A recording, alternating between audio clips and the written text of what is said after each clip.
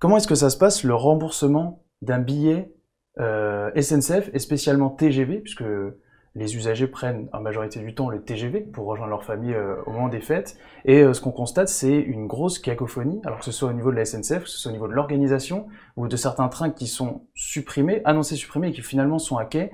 Alors, qu'est-ce que vous conseillez et comment est-ce qu'on se fait rembourser un billet SNCF pour la France? Alors, il y a 3 cas de figure. Le premier cas de figure, votre train est à quai, on vous l'a annoncé comme étant là, vous pouvez monter dedans, donc zéro problème. Le deuxième cas de figure, c'est des gens qui étaient sur un train à une heure donnée et on a transféré l'ensemble du train à une autre heure. Ceux-là ont été avertis, ça concerne en gros 10 à 15% des passagers. Donc pour ceux-là, pas de problème, sauf ceux qui décideraient de ne pas partir parce que le nouvel horaire ne leur convient pas. Il peut y avoir des différences de plusieurs heures, hein.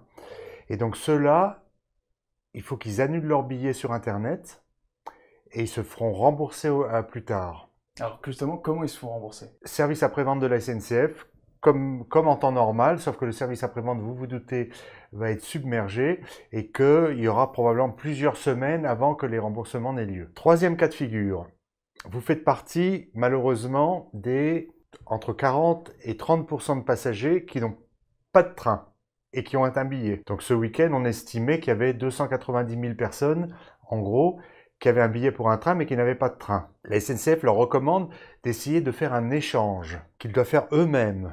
Et l'échange, justement, je rebondis là-dessus, l'échange était annoncé par la SNCF où il n'y aurait pas de frais. Alors c'est là où est la complication, c'est que quand les gens vont sur Internet et qu'ils choisissent un autre train, évidemment, le train qu'ils choisissent n'est pas au même prix que celui qu'ils avaient initialement. C'est là où est toute la subtilité de la chose. Il faut aller jusqu'au bout du processus pour se rendre compte que la SNCF fait une remise sur la différence de prix.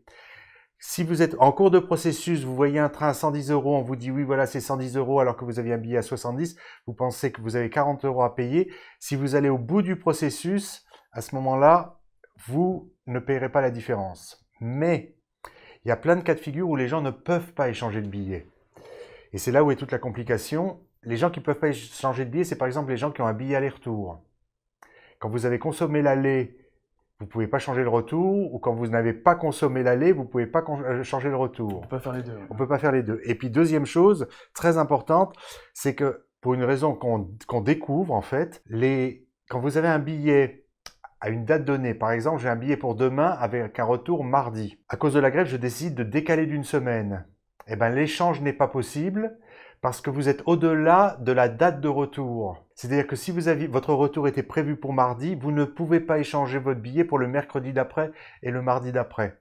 Donc ça, c'est des gens qui sont obligés de racheter un billet. Le porte-parole de la SNCF nous a assuré que le remboursement se ferait sur le billet le plus cher. Donc sur le nouveau billet acheté. Un petit peu compliqué quand même. Un peu compliqué, je suis désolé, mais je n'y peux rien. Vous savez, on se rend compte de toutes les carences du système digital de la SNCF à cause de ces événements. Et on se rend compte que le premier site de e-commerce en France est en fait un colosse au pied d'argile. C'est-à-dire que tout le système digital de la SNCF repose sur des choses tellement compliquées qui peuvent probablement marcher à peu près bien en temps normal, mais qui implosent dans les périodes de crise comme en ce moment.